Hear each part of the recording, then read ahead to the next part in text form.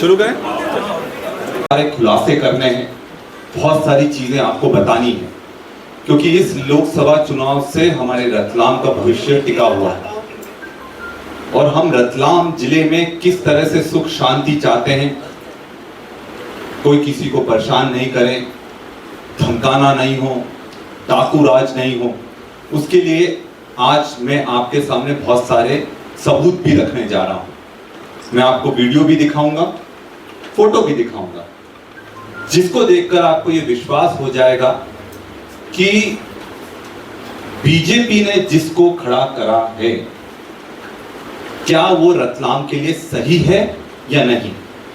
निर्णय आपको लेना है, मेरा काम सच्चाई आपके सामने लेकर आना है।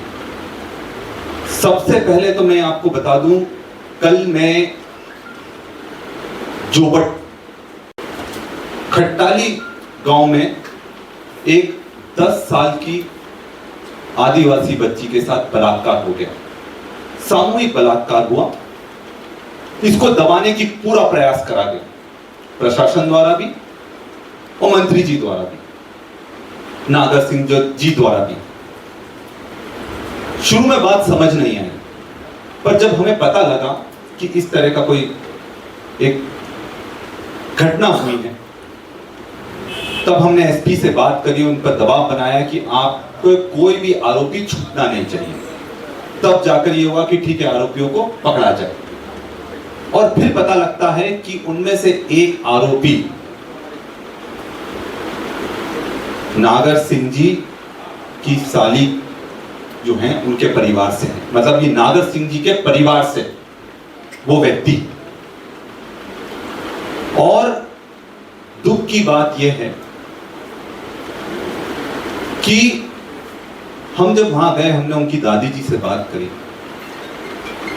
पूरा गांव इकट्ठा हुआ और उनकी दादी जी ने एक चौंकाने वाली बात हमको बताई। उन्होंने कहा कि इस तरह की घटनाएं यहां होती रहती हैं, पर हम एफआईआर नहीं कर पाते हैं। डराया जाता है, धमकाया जाता है, पूरे झुंड के झुंड में आते हैं वो लोग, और हम लोग डर के मारे कुछ कर नहीं पाते। और दुख की बात यह है कि यह घटना कभी उजागर नहीं होती, क्योंकि जो बच्ची जिसके साथ सामूहिक बलात्कार हुआ, उसको इतना ज्यादा खून बह गया था कि अगर उसको अस्पताल में भर्ती नहीं करते तो वो मर जाती, और इसलिए तत्काल अस्पताल में ले जाने के बाद उसको इंदौर एमवाई हॉस्पिटल में रेफर करना पड़ा। तो आप समझ सकते हैं कि अगर इंदौर के एमवाई हॉस्पिटल में किसी बच्ची को रेफर करना पड़ा हो तो मतलब उसकी हालत बहुत गंभीर होगी, और आज वो अपनी जान के लिए लड़ाई लड़ रही है। क्यों? क्योंकि वहां इतना आतंक का शासन है कि कोई गलती करता है पर एफआईआर नहीं हो पाती है, और सारे ग्रामीणों ने एक ही बात बोली कि अब हमारी सुरक्षा कौन करेगा। और चौंकाने वाली बात है कि आज तक जो उनकी दादी है, उनके परिवार वाले हैं, उनकी मां तो चली गई भोपाल, इंदौर बच्ची के साथ, पर पिता, आपको पता है पिता कहां थे? पिता पलायन पर गए हुए थे। मतलब पलायन जैसी एक, जो इस प्रदेश में 20 साल से सरकार होने के बाद भी सबको पलायन पर जाना पड़ रहा है, और जब पलायन पर वो जाते हैं तब उनके बच्चे और उनके परिवार घर पर सुरक्षित नहीं रहते हैं। ये सोचने वाली बात है।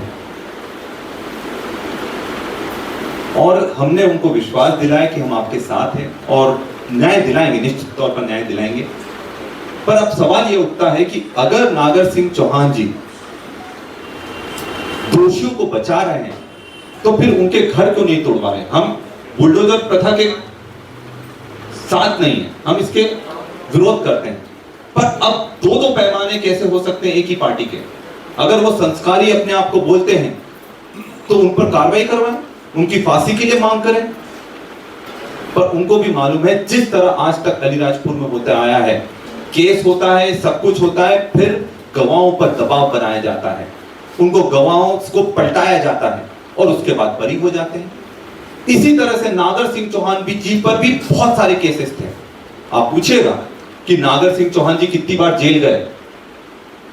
अगर हमारा वन मंत्री, जो मध्य प्रदेश के वन मंत्री हैं, वो जेल गए तो वो लोगों की लड़ाई के लिए जेल गए कि अपराधों के लिए जेल गए, या पूछेगा, और उनको जवाब देना चाहिए। अभी तो बोलते हैं हलफनामे में मेरे पास एक ही केस है। उन केसों क्या क्या जो शुरू से चल रहे हैं, जो चल रहे थे और दबाव बनाकर खत्म करवा दिए गए, उन केसों का क्या। एक हकीकत मैं आपको बताता हूं, नामांकन रैली में आप सब लोग, काफी लोग आप आए होंगे, बीजेपी के नामांकन रैली में भी बोला गया होगा आप आए।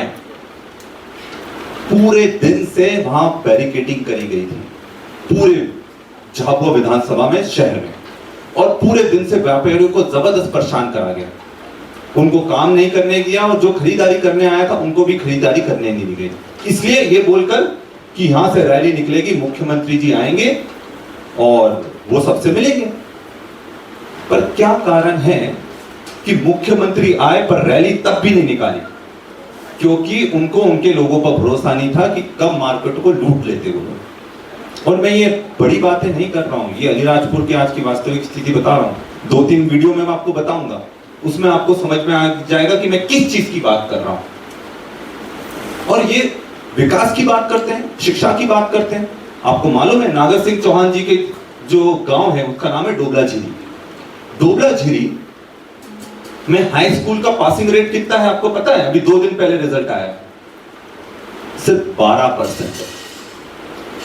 मतलब पूरे दोनों जिलों में सबसे कम पासिंग रेट अगर किसी का है तो उनके गांव का है। तो आप ये सोचिए, जो व्यक्ति अपने गांव के बच्चों को नहीं पढ़ा सकता वो लोकसभा के लिए क्या करेगा? 12%। और मैं एक और वीडियो भी दिखाऊंगा आपको, वो वीडियो उन्हीं के उस गांव का है और उसी स्कूल का है जहां स्कूल नहीं लगता है, पूरे स्कूल में मक्का भरकर रखी हुई है।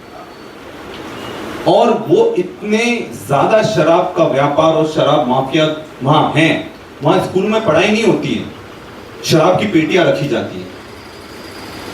तो आप समझिए कि हम अपने रतलाम को किन हाथों में दे रहे हैं, हम रतलाम को किधर ले जा रहे हैं। आप धर्म सब कुछ छोड़ दें, और धर्म की बात करते हैं तो धर्म की बात मैं भी कर लेता हूं। नागर सिंह जी को बताना चाहिए कि अलीराजपुर में सिद्धेश्वर राजवाड़ा हनुमान मंदिर में कत्लेआम किसने मचाया था? हनुमान भक्तों को किसने मारा था ये बताएं।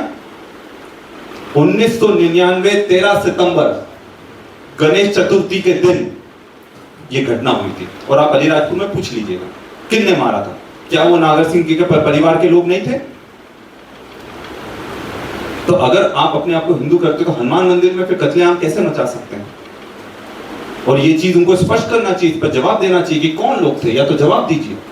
एक महेश्वरी समाज का व्यक्ति था जिसको मार डाला गया था। एक सारदा जी थे जो अभी वर्तमान में कांग्रेस के पार्षद हैं, उनके पिताजी थे। एक आदिवासी बहन थी और एक आदिवासी युवक था। तो आप लोगों को समझना पड़ेगा कि हम अब रतलाम को कहां झोंक रहे हैं। तो नगर पालिका चुनाव वो हर बार क्यों हारते हैं? आज नगर पालिका अलीराजपुर में किसकी है? कांग्रेस की। क्योंकि वहां शांति बनाए रखने के लिए कांग्रेस जरूरी है, भाईचारा बनाए रखने के लिए कांग्रेस जरूरी है, रोजगार अगर होना चाहिए तो कांग्रेस जरूरी है। और मुख्यमंत्री जी झाबुआ आकर बोलते हैं कि मैं तो आज लोगों को फोकट राशन देता हूं। क्या ये हम लोगों का अपमान नहीं है? हमारे लोगों का अपमान नहीं है? कौन सा फोकट का राशन? हमने तो रोजगार मांगा था, आपने रोजगार नहीं दिया, इसलिए आपको राशन देना पड़ रहा है। आप हमें राशन रोजगार दीजिए, हमें राशन की कोई आवश्यकता नहीं है। आपने रोजगार नहीं दिया इसलिए आपको राशन देना पड़ रहा है, लोगों को भिखारी बनाना पड़ रहा है ताकि वो आप पर निर्भर रहें, आपको वोट करें। आपको भी मालूम है अगर पढ़ लिख गए, रोजगार मिल गया ऐसे, तो आपसे कौन पूछ परख करेगा? और आपराधिक तत्वों के साथ कोई नहीं रहना चाहता, कोई भी पढ़ा लिखा सभ्य समाज का व्यक्ति नहीं रहना चाहता। मजबूरी हो वो अलग बात है।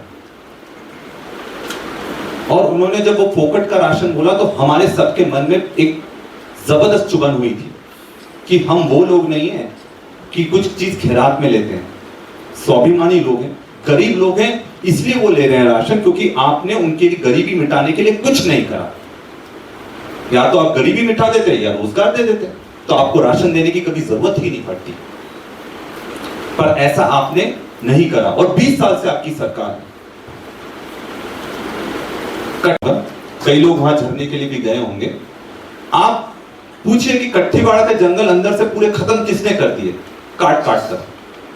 और जो लोग कट्ठीवाड़ा जंगल को खत्म कर दिया उन्हीं को वन मंत्री बना दिया गया। क्या ये चोर के हाथ में चाबी नहीं दे दी गई? अभी से ठेके लगना शुरू हो गए कि चुनाव जीतने के बाद पूरा जंगल साफ करने का ठेका किसके पास जाएगा। और ये चुनाव में कहीं ना कहीं भाजपा का कार्यकर्ता भी खुद से पूछ रहा है कि हम ऐसे व्यक्ति के लिए क्यों काम करें कि जो किसी का सगा नहीं हो, उन व्यक्तियों के लिए हम क्यों काम करें। पार्टी अपनी जगह है, सब अपनी पार्टी के लिए काम करते हैं, पर सही गलत में भी आपको अंतर करना आना चाहिए, अंधे नहीं होना चाहिए। और जो सबसे बड़ी बात है कि हमारे जिस तरह से आदिवासी समाज का अपमान करा, दलित समाज का अपमान करा, पिछड़ा वर्ग का अपमान करा, राजपूत समाज का अपमान करा भाजपा ने, उनकी पगड़ी उछाल दी। आज राजपूत समाज बोल रहा है कि जिनने हमारा अपमान करा आप उनको हटाओ, पर बीजेपी नहीं हटा रही, कैंडिडेट बना रही है। तो ये तो दादागिरी है ना कि जो गलत करे फिर भी हम सीना जोड़ी करेंगे। साउथ में क्या हुआ, एक ऐसे व्यक्ति को उन्होंने टिकट दिया है जिसके 2000 से ज्यादा अश्लील वीडियो निकले हैं, आउट हुए हैं। तो हम नैतिक पार्टी का समर्थन करते हैं, सही पार्टी का समर्थन करते हैं और जो देश को मजबूत करे उस पार्टी का समर्थन करते हैं। अब मैं 2 वीडियो आपको दिखाऊंगा, आप देखिएगा और ध्यान से देखिएगा, क्योंकि उन वीडियो में आपको यह समझ में आएगा कि हम लोग क्या कहना चाह रहे हैं और क्या हमारा उद्देश्य है। क्योंकि हमारी इच्छा थी कि हम सबकी बात करें, पर हकीकत कुछ और है बीजेपी की, वो आपको दिखाएंगे। सबसे पहले कलावती ये झाबुआ जिला नहीं है, ये अलीराजपुर जिला है। और इस जिले में आप सबको इतिहास पता होगा। ये सोच रही होगी कि महिला तो कोई भी मैं बोलूं कुछ भी छोड़ देगी। ये अलीराजपुर जिला है, छोड़ने वाला नहीं, चाहे महिला हो कोई भी। अगर गलत करेगी तो उसको मंच में भी निपटाएगी। अब आप ये सोचिए, ये एक विधायक के बारे में बात ने बोला, दिख रहा है कि नहीं कि मंच पर चढ़कर निपटाएंगे। तो ये इनका चेहरा है। अब दूसरा चेहरा मैं दिखाता हूं। ये बीच में आपको नागर सिंह जी दिखेंगे इतनी बंदूकों के साथ में। अगर मैंने इनको डाकू बोला था तो गलत बोला था? ये कौन सा गैंग है इतनी सारी बंदूकों के साथ में? कहां जा रहे हैं ये लोग? इसको छोटा करो फोटो को। वैध और अवैध दोनों, और इन बंदूकों के दम पर ये पूरा टेरर फैलाते हैं, पूरे लोकसभा में टेरर फैलाते हैं। और ये तो हम लोग हैं जो लड़ाई लड़ रहे हैं, सबके बस की बात नहीं है लड़ाई लड़ना। और अब इनका, और यही कारण है कि इनके यहां पर सबके हाथ में बंदूक थमा दी गई है। तभी तो हाई सेकेंडरी स्कूल का रिजल्ट 12% आता है, क्योंकि उनके लिए पढ़ाना प्राथमिकता नहीं है, उनके यहां डराना प्राथमिकता है। और एक और वीडियो में दिखाता हूं, बंदूक वाला वीडियो दिखाओ।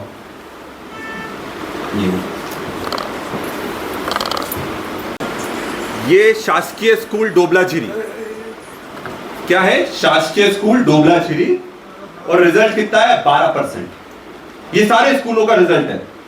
कहां कहां, झाबुआ अलीराजपुर जिले में क्या है? तो ये तो डॉक्यूमेंटेड चीज मैं आपको बता रहा हूं। डॉक्यूमेंटेड चीज मतलब जिस स्कूल से, जहां से, जो खुद नागर सिंह चौहान जी का गांव है, वहां बच्चों को पढ़ने नहीं दिया जाता। स्कूलों में शराब की पेटियां भर दी जाती हैं। और मैं आपको स्कूल का फोटो दिखाऊं क्या? वीडियो दिखाएं? चलो स्कूल का वीडियो भी दिखाई देते हैं। बच्चों कोतुरा भारी हो साफ नहीं कराने की काय नहीं कराने ते घाट ने काय नहीं आपे खाने ने काय नहीं आपे बात तो ना नहीं ठीक ठीक ठीक देखो ये वास्तविक स्थिति है। यहाँ पर बोर्ड पे लगा है कर्मचारी का नाम जगदीश गणेश, प्राथमिक शिक्षक और भारत सिंह गणेश। इनका मोबाइल नंबर ये रहा। और वर्तमान में देखिए इस डोबला देवी नाम गाँव की स्कूल की हालत। यहाँ पर शासकीय प्राथमिक विद्यालय कुलपुर डोबला देवी। और ये हमारे देश का बच्चों का भविष्य इस तरह अंधकार में हो रहा है। साथी से निवेदन कि अधिक शेयर घूमने के लिए आ रहे हैं। आज तक 3-4 बार विधायक बने, पर आज तक मंत्री क्यों नहीं बनाया इनको? सिर्फ लोकसभा के लिए मंत्री बनाया है इनको। जितना लूट सको, जितना डरा सको, जितना माफिया राज स्थापित कर सको, जितना डाकू राज स्थापित कर सको। एक तो पहले जीएसटी था जिसने हमारे व्यापारियों की कमर तोड़ दी। जीएसटी को यह बोलकर लाया गया था कि हम लोगों का भला करेंगे, पर आज सबसे ज्यादा दिक्कत किसी भी व्यापारी को होती है वो जीएसटी से होती है। हर महीने में एक अल्टीमेटम आ जाता है, आपको भरना है, ये करना है। दहशत है। एक दहशत होती है जीएसटी वाली, और दूसरी दहशत इस तरह की होती है जो कि डाकू वाली रहती है। और ये मैं बता रहा हूं, अगर ये आ गए डाकू, टैक्स लग जाएगा आप पर। जिंदा रहना है तो टैक्स दो, काम करवाना है तो टैक्स दो।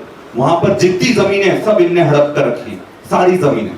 आप अलीराजपुर अगर कोई जाएगा, आप घुसो अलीराजपुर में, जितनी जमीन आपको इस तरफ दिखेगी, जितनी जमीन इस तरफ दिखेगी, वो सब इनकी है। जबरदस्ती छीन ली है। और आखिरी में मैं आपको बताऊंगा, अभी वो जारी नहीं करूंगा, पर पूरी चिट्ठा है वो आखिरी में जब समय आने दीजिए। कौन सी धारा लगी, कब धारा लगी, किस थाने में धारा लगी, वो मैं आपको दूंगा। एक एक चीज, कौन सी धारा, कौन से सन की, वो भी सिर्फ शुरू की। बाकी लिस्ट तो बहुत लंबी थी, पर वो मेरे पास पड़ी है। पर समय आएगा तो मैं आपको बिल्कुल वो चीज से भी बताने का प्रयास करूंगा, ताकि आप लोग पत्रकार हो, आप सबसे मजबूत स्तंभ हो। और मैं आप सबसे ये विनती करता हूं कि रतलाम को बचाने की जवाबदारी आप लोगों की है। किसको वोट देना मैं ये नहीं बताऊंगा, आपको जिसको वोट देना है, जैसे करना है करें, पर आप सही निर्णय लें और लोगों को सही चीज पहुंचाएं, ताकि सही चीज उन तक पहुंचेगी, फिर वो निर्णय लें कि कांग्रेस बेहतर है, कांतिलाल भूरिया बेहतर है, कि नागर सिंह चौहान बेहतर है। और ये बात मैं आपको बोलना चाहूंगा, हमारा परिवार, ये भले ही भूरिया जी का आखिरी चुनाव है, पर मैं ये बोलना चाहूंगा, उनके 45 साल के जीवन में एक भी दाग नहीं है उनके चरित्र पर, एक भी दाग नहीं। ना किसी को परेशान करा है, ना कुछ करा है। और 5 बार सांसद रहे, 5 बार विधायक रहे, 2 बार केंद्र मंत्री रहे। और कहीं ना कहीं जब केंद्र मंत्री थे तो हमारे ही गौरव बढ़ा। सद्दूर एकलव्य स्कूल खुले, मेडिकल कॉलेज तभी स्वीकृत हुआ, हमारे नगर पालिका के जो पेयजल योजना के लिए पैसा आया उनके समय में आया। तो ये सब करने का, उनका जो विकास करने का उद्देश्य था वो उन्होंने पूरा करा। और इस बार आप सब लोग साथ दीजिए ताकि हम उसको पूरा कर सके। और हम लोग जो हमारे जिस विश्वास से हम लोग राजनीति करते हैं, हमारा उद्देश्य परिवार का रहता है हमेशा सबकी सेवा करना। मेरी बहन भी विधायक थी जोबट की, जो कोरोना के समय सेवा करते हुए चली गई, बीमार हुई और चली गई। कोरोना के समय गई, वो विधायक थी उस समय वहां पर, तो सेवा ही कर रही थी, वो किसी दूसरे का काम नहीं कर रही थी। मेरी और मेरी पत्नी ने कोरोना के समय अपने अस्पताल में हजारों लोगों का इलाज करा, अपनी जान पर खेल कर इलाज करा। मैंने करा है कोरोना के समय, जब कोई कोरोना के मरीज के पास खड़ा नहीं होता था, हम खड़े होते थे, मेरी पत्नी खड़ी होती थी और हम लोग इलाज करते थे ताकि उनकी जान बचा सके, अपनी जान की परवाह नहीं। और मेरी वाइफ को भी कोरोना हुआ तो बहुत सीरियस हो गई थी, वो भी जाने वाली थी, पर भगवान ने बचा लिया उसको। तो अब ये है कि हमारा परिवार हमेशा सेवा और जान बचाने का काम करता है। सामने क्या करते हैं, जान लेने का काम करते हैं, डराने का काम करते हैं, धमकाने का काम करते हैं। विकास उनका एजेंडा नहीं है, पैसे कमाना उनका एजेंडा है। और इसलिए वन मंत्री होने के बाद उनकी पावर इतनी बढ़ गई है, आप ये भी अगर ताकत उनको दे दोगे तो फिर हमारे पूरे जिले में दहशत का माहौल छा जाएगा। और यही विनती करने में आप सबके बीच में आज आया था। मदद करेंगे और जो ये संदेश है घर घर तक पहुंचाने का काम करेंगे, क्योंकि मुझे लगता है कि आज हम सब लोग जो मीडिया का चौथा स्तंभ है, मैं विधायक के रूप में बैठा हूं, तो संविधान सबसे बड़ा योगदान है। और संविधान को बचाने की लड़ाई है। 400 पार क्यों बोलते हैं? 400 पार इसलिए बोलते हैं ताकि संविधान में परिवर्तन संशोधन करने की ताकत पूरी एक तरफा उनके हाथ में आ जाए। नहीं तो 272 सीटें काफी होती हैं सरकार बनाने के लिए, पर 400 क्यों चाहिए? ताकि संविधान बदल सके। इसके बाद ना विधानसभा का चुनाव होगा, ना पार्षद का चुनाव होगा, ना लोकसभा का चुनाव होगा। और इसको अगर हमें बचाना है, पत्रकारों की स्वतंत्रता को रखना है, तो आप लोगों की सबसे बड़ी जवाबदारी है। और मैं समझता हूं कि आप लोगों ने पूरे ईमानदारी से हमेशा काम करा है और इस देश को बुलंद करने का काम करा है, तो आगे भी उस झंडे को आप सब लोग बुलंद रखेंगे। तो योजनाएं हम लेकर आए हैं। सबसे पहला कि बीजेपी ने 3000 रुपए महीना हर लाडली बहना को देने का वादा करा था, पर आज तक पूरा हुआ क्या? नहीं हुआ। उन्होंने वादा करा था कि हर किसान को गेहूं का समर्थन मूल्य 2700 रुपए क्विंटल देने का बोला था और धान का 3100 रुपए क्विंटल देने का बोला था, नहीं मिला। पर हमारी सरकार जैसे ही बनेगी, हम लोग सबसे पहले हर बहन को, जो गरीब बहन है, उसको 8500 रुपए महीना हम देंगे, मतलब साल का 1 लाख रुपए। और साथ में हर युवा को पहली नौकरी 1 लाख की हम देने की गारंटी देते हैं। और पूरे देश में 30 लाख जो सरकारी नौकरियां खाली पड़ी हैं, उसको भी भरने का हम लोग काम करेंगे। और किसानों को एमएसपी न्यूनतम समर्थन मूल्य की भी गारंटी हम देंगे। और साथ में जो कर्जा है किसानों पर, उसको भी खत्म करने का, कर्जा मुक्त करने का काम हम लोग करेंगे। सबसे बड़ी समस्या क्या आती है? सबसे बड़ी समस्या आती है कि किसी के परिवार में कोई बीमार पड़ जाए। अगर कोई बीमार पड़ जाता है तो आपके पास पैसा हो ना हो, आपको उधार लेकर इलाज करवाना पड़ता है। हमारी सरकार जब आएगी तो हर प्रत्येक व्यक्ति का 25 लाख रुपए का बीमा करवाएंगे, तो आपको इलाज का टेंशन ही नहीं लेना है। अगर किसी का कोई बीमार पड़ता है, कोई किसी के साथ कुछ घटना हो जाती है, तो 25 लाख रुपए तक का इलाज सरकार करवा कर देगी। और यही नहीं, हमारे यहाँ पलायन बहुत बड़ी समस्या है, तो पलायन के कम करने के लिए तो सरकारें बहुत बड़े बड़े वादे करती हैं, पर उनका क्या होता है जो पलायन पर बाहर जाते हैं। जैसे हमारा जो क्षेत्र है, यहाँ से भी पलायन होता है, झाबुआ अलीराजपुर से भी खूब पलायन होता है। जो ये बहन के साथ घटना हुई, अगर शायद उसके पिताजी पलायन पर नहीं गए होते तो शायद ये घटना उसके साथ नहीं होती। तो पलायन पर अगर कोई मजदूर जाता है तो उसका 10 लाख का बीमा, हर मजदूर का सरकार 10 लाख का बीमा करेगी, ताकि जब वो पलायन पर जाते हैं तो कोई भी अगर अनहोनी उनके साथ हो जाए तो वो कम से कम उनके परिवार को चलाने के लिए आपको मदद मिल जाए। और साथ में जो सबसे बड़ी गारंटी मैं देना चाहूंगा कि सुरक्षा की गारंटी। कोई किसी को नहीं धमका पाएगा, कोई किसी को लूट नहीं पाएगा, कोई किसी को डरा नहीं पाएगा, न्याय का राज स्थापित होगा। इस चीज की गारंटी मैं आप सबको देता हूं। ये तो हम सबके लिए दुख की बात है ना। संविधान, मैं वही चीज बता रहा हूं, संविधान के लिए दुख की बात है ना कि बीजेपी अब लड़ने ही नहीं दे रही है। उन पर 307 की धारा, 17 साल पुराना केस था, 17 साल पुराने केस के लिए 307 की धारा लगा दी जाती है। क्या ये संविधान में लिखा है? तो आप समझो कि कैसे कल आप पर धाराएं लगा देंगे, गलत तरीके से फंसा देंगे, तो फिर आप लोग क्या करोगे? तो गलती किसकी? गलती तो यह है कि मतदान के माध्यम से उनको मजबूत करा जा रहा है और उनको ये विश्वास हो गया है कि हम किसी को भी खरीद सकते हैं, किसी को भी जेल भेज सकते हैं। जब 2 मुख्यमंत्री को जेल भेज दिया उन्होंने, आज तक कभी ऐसा नहीं हुआ है कि चुनाव के पहले चुनाव को प्रभावित करने के लिए आपने दो चुने हुए मुख्यमंत्रियों को जेल में डाल दिया। करना तो पहले करना था ना। आप रुकते रहे कि ये आएगा आएगा आएगा, अगर वो आता तो आप नहीं भेजते। और इसका सबसे बड़ा चुनौती देता हूं मैं इनको, आज पूरे देश में भ्रष्टाचारी 2 ही जगह आपको मिलेंगे, एक आपको जेल में मिलेंगे और दूसरे भाजपा पार्टी में मिलेंगे। इसके अलावा भ्रष्टाचारी आपको कहीं नहीं दिखेगा। आदमी या तो जेल में जाएगा या फिर भारतीय जनता पार्टी उसको शामिल कर लेगी। तो ये हकीकत है और ये हम सबके लिए सोचने वाली बात है कि जब साम दाम दंड भेद कर कर ये लोग आपको दबाने की कोशिश। मैं आपको एक बहुत अच्छा उदाहरण देता हूं। मैं लगातार नागर सिंह जी चौहान के खिलाफ खुलकर बोल रहा हूं, सत्य बोल रहा हूं, झूठ नहीं बोल रहा हूं। वो जो केस करना चाहे करके दिखाए, मैं प्रूव करके दिखाऊंगा उसको। जब जब जब जब झाबुआ वाली हमारी सभा थी 24 तारीख की, 24 तारीख का नामांकन था, एक दिन पहले पुलिस वाला मेरे से एफिडेविट लिखवाने आता है कि आप स्पीच नहीं दोगे। आप डरते हो क्या? आप पूछ लीजिए अलीराजपुर एसपी से, क्या पुलिस वाले को नहीं भिजवाया था उनने? तो आप अगर मुझे बोलने से रोक रहे हो तो मतलब आप डर रहे हो। और पुलिस वाला कभी आपने देखा है कि आप किसी को बोलोगे आप मंच से भाषण नहीं दोगे? ये कौन सा, ये कोई संविधान है? ये कोई न्याय है क्या?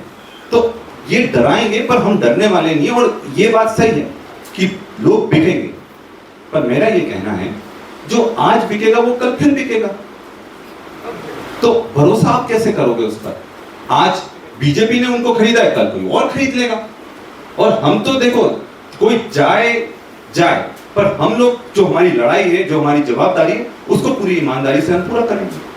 ये आरोप लगा रहे हैं तो नागर सिंह चौहान को आपराधिक आप सालों से गिना रहे हैं, तो आपने विधानसभा में भी आप विधायक हैं, जो कांग्रेस के भी आप लंबे समय तक अध्यक्ष रहे, तो आपने उनके खिलाफ कब आंदोलन करेंगे, कब चुनाव के पहले आवाज? मुझे एक चीज आप बताइए, 20 साल से सरकार किसकी है? आपकी जिम्मेदारी है ना विपक्ष में। नहीं, आप, यही तो बात है कि हमारी तो सब जिम्मेदारी है, पर बाकी किसकी जिम्मेदारी है? ये आप चुनाव के समय अगर जिम्मेदारी है तो अगर कोई मुझे एक चीज बताइए, ये तो वो बात हो गई, आप सच क्यों बोल रहे हो?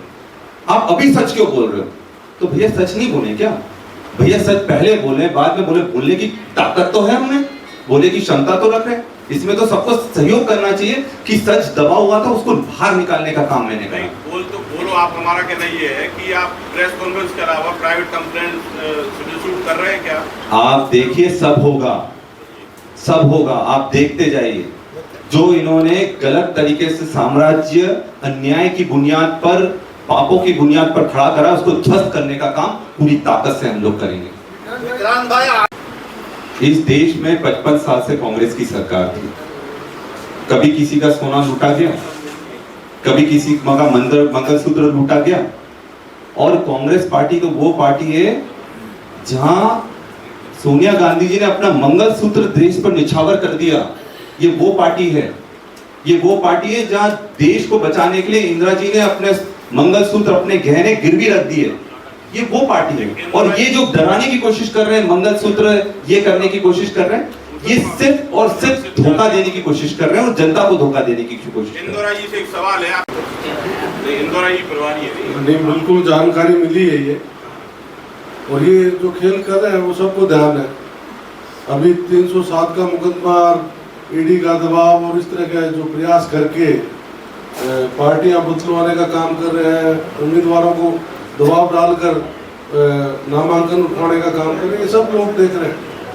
क्योंकि आज ये भारतीय जनता पार्टी का जो भ्रम था वो खत्म हो गया। केंद्र में जो सरकार है, आज पूरा देश का किसान आंदोलित है, सड़कों पर है, संघर्ष कर रहा है। किसानों की फसलों के भाव दुगने की बात करने वाली सरकार, एमएसपी के लिए हमारा किसान सड़कों पर आंदोलित है।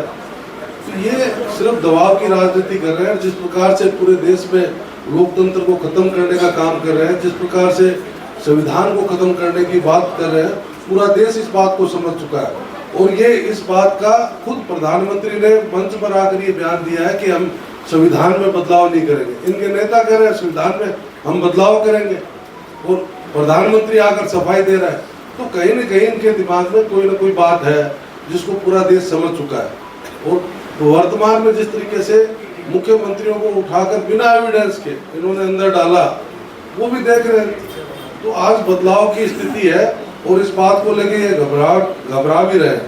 आज पूरे देश में, आज यूपी में भी इंडिया गठबंधन आगे बढ़ रहा है, बिहार में, राजस्थान में, हरियाणा, पंजाब, तमाम जगह जहां लोगों से बातचीत हो रही है, लोगों ने मन बना लिया है कि बदलाव करेंगे।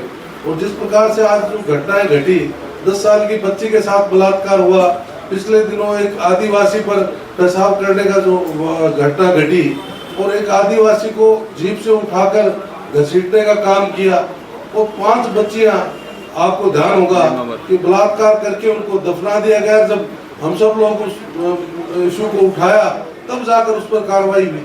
तो बीजेपी जो हठ धर्मिता जो कर रही है उसको लोग समझ चुके हैं। और ये पैसे के और ईडी के दबाव से, प्रशासनिक दबाव से ये राजनीति कर रहे हैं। इनका खेल अब समाप्त होने की ओर है, और इस बार पूरे देश में जनता ने मन बना लिया कि बदलाव होगा। ये तय है। तो क्या मानते हैं आप, इसकी क्या वजह है? इसके लिए पार्टी लेवल पे कोई मैनिफेस्टो लेवल पे लोगों में विधान नहीं है, या इसको आपके जो कांग्रेस के जो आरोप है क्या उससे जुड़े हुए विधान मतदान में बढ़ गया? आपका सवाल बिल्कुल सही है। मतदान कम क्यों हो रहा है? उसका सबसे बड़ा कारण यह है कि बीजेपी का जो वोटर है बहुत निराश है। उनकी बहुत सारी अपेक्षाएं थी, केंद्र सरकार से भी थी, उनके नेताओं से भी थी। उन अपेक्षाओं पर वो खरा नहीं उतरे। अब जनता के बीच में जाएंगे क्या? महंगाई को लेकर जाएंगे क्या? जो 60 रुपए का पेट्रोल डीजल मिलता था वो 100 रुपए पार हो गया। जो खाने की सामग्री थी इतनी महंगी हो गई। हर चीज तो महंगी हो गई, सस्ता क्या रह गया? सस्ता सिर्फ लोगों की जान रह गई है, बाकी और कुछ सस्ता नहीं रह गया। और ये मैं आपको गारंटी से आज बता रहा हूँ कि जो पहले और दूसरे चरण का मतदान हुआ है उसमें बीजेपी जबरदस्त तरीके से घबरा गई है। और बार बार अमित शाह जी भी बोल रहे हैं मतदान बढ़ाओ, मतदान बढ़ाओ, मतदान बढ़ाओ। अरे पर उनको कुछ तो आप ऐसा दो कि उनका विश्वास बढ़े। और मतदान कम होने का ये साफ रुझान है कि कांग्रेस की बढ़त बन रही है। और ये बड़ी बात नहीं है, 400 पार का भले ही नारा दे रहे हैं, पर हकीकत ये है कि आज की स्थिति में 200 पार भी नहीं जा पा रहे हैं। और आप सब पत्रकारों, आप उत्तर प्रदेश में पूछ लीजिए, उत्तर प्रदेश की ये स्थिति है कि 50 से नीचे सीटें आ रही हैं। तो हकीकत ये है कि सबदूर इनका सफाया हो रहा है। और बड़ी बात नहीं है कि जिस तरह से इंडिया शाइनिंग हुआ था 2002-2003 में, वैसा ही ये इंडिया शाइनिंग आपको अभी देखने को मिलेगा कि चमका बहुत दिया है पर अंदर कुछ भी नहीं है। और मैं ये बता रहा हूं आपको कि 13 में जहां सबकी सुनी जाए, सबका कल्याण हो, गरीब कोई नहीं बचे और न्याय हो। आज न्याय हो रहा है क्या? अगर आज न्याय नहीं हो रहा तो फिर राम राज्य की स्थापना कैसे करेंगे आप? सबसे पहले न्याय करना पड़ेगा, गरीबों के साथ न्याय करना पड़ेगा, महिलाओं के साथ न्याय करना पड़ेगा, और तब जाकर हम सही में बोल सकते हैं। और निश्चित तौर पर हमने जो कल्पना करी है वो एक दिन साकार होगी, जब सबको बराबर का न्याय मिलेगा और सबको समानता का अधिकार मिलेगा। जिताकर ही जवाब देगी और इस बार भी वही होगा। आपने कहा कि वोटिंग परसेंटेज कम हो रहा है, बीजेपी को नुकसान, वोटिंग परसेंटेज बढ़ाने के पक्ष में नहीं बढ़ाए ना। वोटिंग परसेंट बढ़ाना हमारा काम नहीं है, ये चुनाव आयोग का काम है, कलेक्टर का काम है। हाँ, हमारे मतदाताओं को निकालना ये हमारा काम है और वो बहुत अच्छी तरीके से करते हैं।